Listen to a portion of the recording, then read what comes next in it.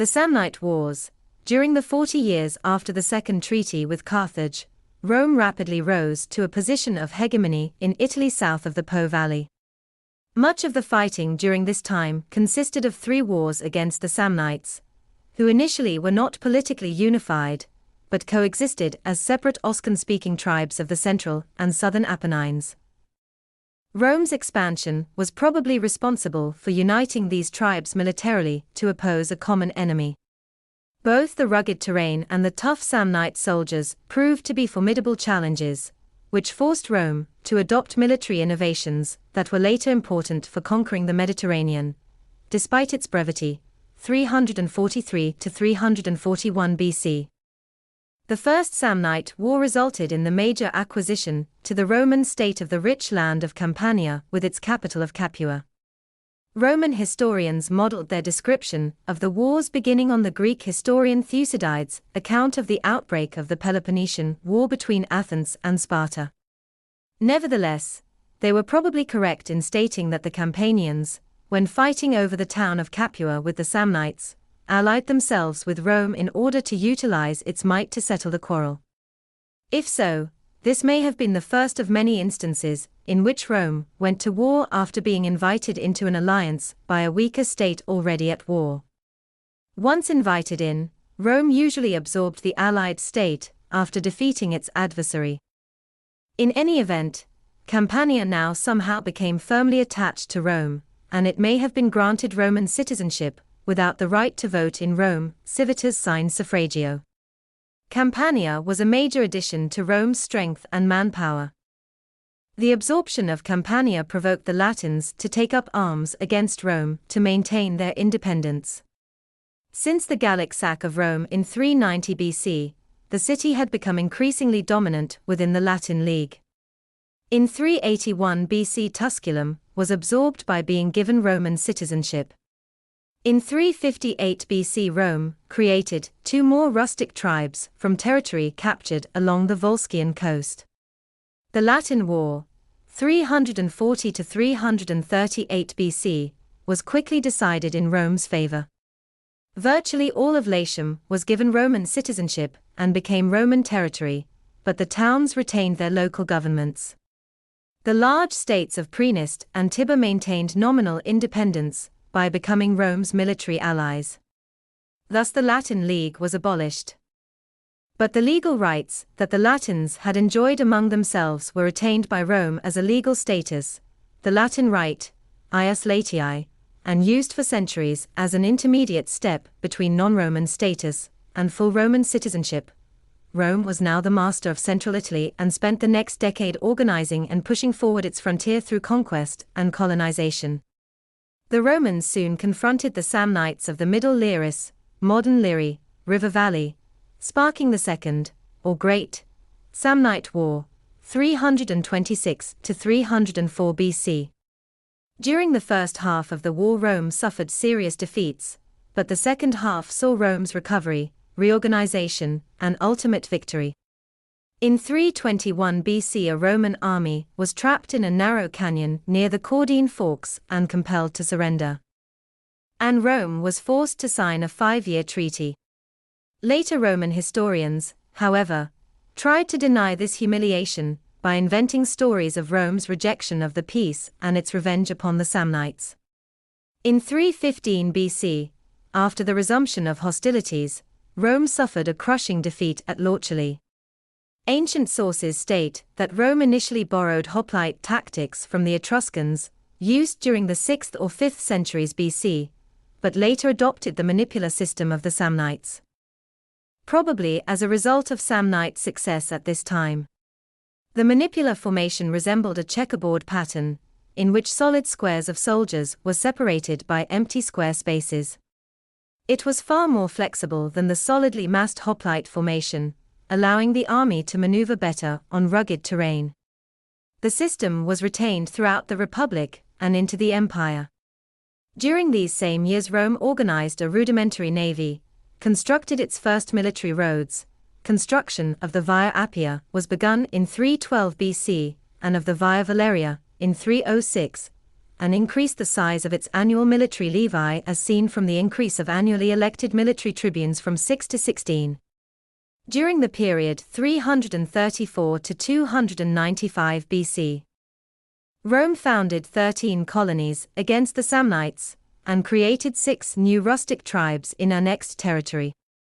During the last years of the war, the Romans also extended their power into northern Etruria and Umbria. Several successful campaigns forced the cities in these areas to become Rome's allies. The Great Samnite War finally ended in Rome's victory. During the final phase of this war, Rome, on another front, concluded its third treaty with Carthage, 306 BC, in which the Carthaginians acknowledged all of Italy as Rome's sphere of influence.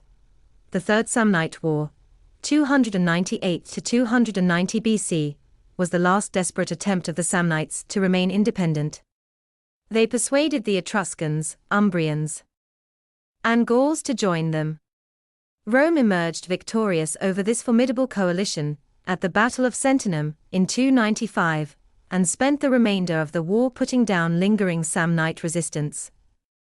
They henceforth were bound to Rome by a series of alliances. The Pyrrhic War, 280 to 275 BC, Rome spent the 280s BC putting down unrest in northern Italy, but its attention was soon directed to the far south as well by a quarrel between the Greek city of Thurii and a Samnite tribe. Thurii called upon the assistance of Rome, whose naval operations in the area provoked a war with the Greek city of Tarentum. As in previous conflicts with Italian peoples, Tarentum summoned military aid from mainland Greece, calling upon King Pyrrhus of Epirus, one of the most brilliant generals of the ancient world. Pyrrhus arrived in southern Italy in 280 BC, with 20 elephants and 25,000 highly trained soldiers. After defeating the Romans at Heraclea and stirring up revolt among the Samnites, he offered peace terms that would have confined Roman power to central Italy. When the Senate wavered, Appius Claudius, an aged blind senator, roused their courage and persuaded them to continue fighting. Pyrrhus again defeated the Romans in 279 at Asculum. His losses in the two battles numbered 7,500, almost one-third of his entire force. When congratulated on his victory, Pyrrhus, according to Plutarch, replied that one other such would utterly undo him. This type of victory has since been referred to as Pyrrhic victory. Pyrrhus then left Italy and aided the Greeks of Sicily against Carthage. He eventually returned to Italy and was defeated by the Romans in 275 BC at Beneventum. He then returned to Greece, while Rome put down resistance in Italy and took Tarentum itself by siege in 272. Rome was now the unquestioned master of Italy. Roman territory was a broad belt across central Italy, from sea to sea. Latin colonies were scattered throughout the peninsula. The other peoples of Italy were bound to Rome by a series of bilateral alliances that obligated them to provide Rome with military forces in wartime.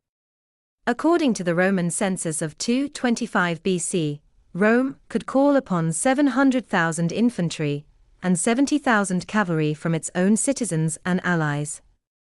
The conquest of Italy engendered a strong military ethos among the Roman nobility and citizenry, provided Rome with considerable manpower, and forced it to develop military, political, and legal institutions and practices for conquering and absorbing foreign peoples. The Pyrrhic War demonstrated that Rome's civilian army could wage a successful war of attrition against highly skilled mercenaries of the Mediterranean world. The Middle Republic, 264 to 133 BC, the first two Punic Wars, Rome's rapidly expanding sphere of hegemony brought it almost immediately into conflict with non-Italian powers. In the south, the main opponent was Carthage. In violation of the Treaty of 306, which historians tend to believe had placed Sicily in the Carthaginian sphere of influence, Rome crossed the Straits of Messina, between Italy and Sicily, embarking on war. Rome's wars with Carthage are known as the Punic Wars. The Romans called the Carthaginians Poeni Phoenicians, from which derived the adjective Punic. First Punic War, 264 to 241 BC. Carthage had long enjoyed treaties with Rome. The earliest known, which probably dated from the first year of the Roman Republic, as Polybius believed, 508 or 507 by his reckoning, may well have renewed previously made contacts with Etruscan Rome. Such agreements to limit the spheres of interest of the two parties would readily be renewed by Rome, which in the 5th and 4th centuries had no great interest in what went on outside Italy, and had no objection to the merchants of Carthage dominating the western Mediterranean. When Rome enrolled some of the Greek cities of South Italy as naval allies, a new situation was created, since these cities had trading interests that the farmers of Latium had not enjoyed. Further, the Greek cities in Sicily, especially Syracuse, were being hard-pressed by the Carthaginians in the west and center of the island, while the Syracusans under Hiron II were challenged by the Mamertines, Italian mercenaries, who had seized Messana and were plundering northeastern Sicily. The Mamertines appealed to both Rome and Carthage for assistance. And the Carthaginians, unwilling to see Messana and control of the Sicilian straits fall into Hiron's hands, established a Punic garrison in the town. The Romans, who themselves had expelled another company of mercenaries from Reggio, in the toe of Italy, captured the Carthaginian commander while under a flag of truce and compelled the Punic force to withdraw. Thus Rome and Carthage were brought face to face across the straits, and a crisis was precipitated by the appeal by Messana. Although some senators hesitated, the Roman people largely supported war with Carthage. Both Rome and Carthage were eager to deny to the other control of the straits, and even if war had been avoided at this point, it would probably have come in time. A balance of power, such as that which the Hellenistic monarchies in the East, with longer diplomatic experience and a common culture, tried to maintain, was more difficult to achieve in the West. When the Romans, with Hiron, had occupied eastern Sicily and captured Agrigentum, they were faced with a decision that fundamentally affected their future history.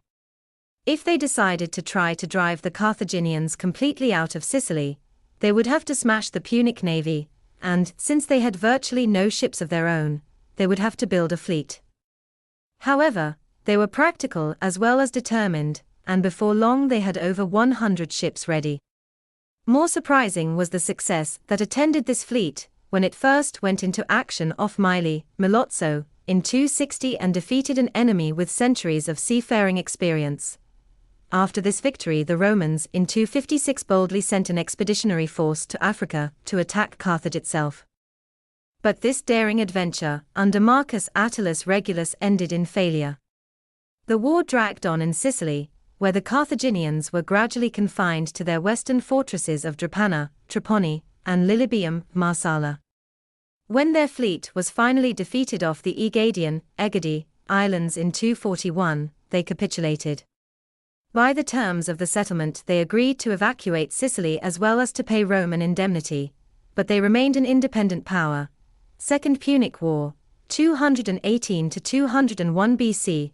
During the decades between the wars, the Carthaginians had been busy building up an empire in Spain which would help to compensate for the loss of Sicily, Sardinia, and Corsica. The foundations of this dominion were laid by Hamilcar Barca, who had shown great military ability as commander in Sicily during the last stages of the First Punic War. In 237 he crossed to Spain with his 9-year-old son Hannibal, who had been made to swear eternal hatred for Rome. He quickly occupied southern and eastern Spain, and managed to dismiss a Roman protest over the expansion of the Punic frontier to the north. When Hamilcar died in 229 or 228 BC, he was succeeded by his son-in-law Hasdrubal, who established a new base at Carthago Nova, Cartagena.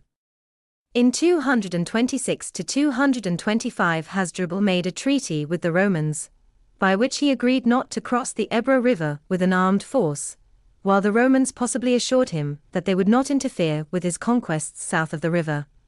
100 miles south of the Ebro was the Iberian seaport of Saguntum, with which Rome had made an alliance.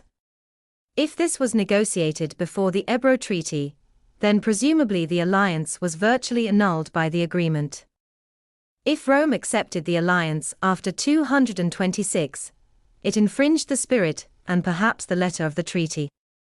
Thus, when Hannibal, who succeeded Hasdrubal in 221, decided to regard the conquest of Spain as only preliminary to an attack upon Italy, he could use Saguntum to provoke Rome to action. In 219, therefore, when he was ready to challenge Rome, he attacked Saguntum. Disregarding Roman protests, he finally took it after an 8-month siege. This rendered a rupture with Rome inevitable, while it set his own hands free for further advance. Even if he had not technically broken any agreement with Rome, Hannibal had deliberately provoked an incident which he knew would lead to war. For some time, Barcide policy in Spain had been essentially defensive in regard to Rome, but Hannibal now moved to the offensive, and Rome accepted the challenge.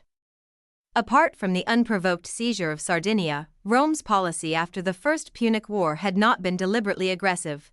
The Gallic Wars were defensive in spirit, and the Illyrian campaigns were a necessary piece of police work. Rather, without pursuing deep-laid plans, Rome dealt with each situation as it arose. If Hannibal chose to question Roman interference in Spain, Rome was willing to face the consequences. Hannibal's decision to leave his base in Spain, cross the Alps, and invade northern Italy was crowned with success and culminated in a series of victories at Trebia, Trasimene, and Cannae. However, although he won over much of southern Italy, including Capua, he failed to break Rome's determination to fight on, and he failed to undermine the loyalty to Rome of the Latin cities and central Italy. Hence he had to cast his strategic net more widely. This attempt too failed. His ally, Philip V of Macedonia, achieved little. The revolt of Syracuse against Rome was soon crushed, and the defeat of the Scipios in Spain failed to result in the expulsion of the Romans from the peninsula. Hannibal's own movements and strength in Italy were checked by the delaying strategy of Quintus Fabius Maximus Verrucosus, and the breakthrough to Italy by his brother Hasdrubal was foiled at the Metaurus. Finally, Rome produced a military genius in Scipio Africanus, who drove the Carthaginians from Spain, persuaded his reluctant countrymen to allow him to invade Africa, won such success there that Hannibal was recalled from Italy to save Carthage, and finally defeated Hannibal at Zama. By the terms of the peace, Carthage was left as an independent state but had to give up everything outside an area roughly equivalent to that of modern Tunisia, to surrender its fleet, and to pay an indemnity over a period of 50 years. The Numidian prince Massinissa, whose cavalry had rendered Scipio invaluable service at Zama, was rewarded with an increase of territory. As Rome's ally, he stood watch over his neighbor Carthage, which by the treaty with Rome was forbidden to make war on anyone in Africa without the permission of Rome, and any war at all outside Africa. The effects of the war on Rome and Italy, on the constitution, on economic and social life, on religion and thought were profound. And it proved to be a turning point not only for them but for the history of the whole ancient world. No contemporary power could endanger the existence of Rome. The Hellenistic monarchies of the East still flourished, but at Rome's touch they collapsed like a house of cards. German and other barbarian tribes in the north could threaten, and the emergent Parthian Empire beyond the Euphrates might at times appear menacing, but for centuries such dangers were held at arm's length.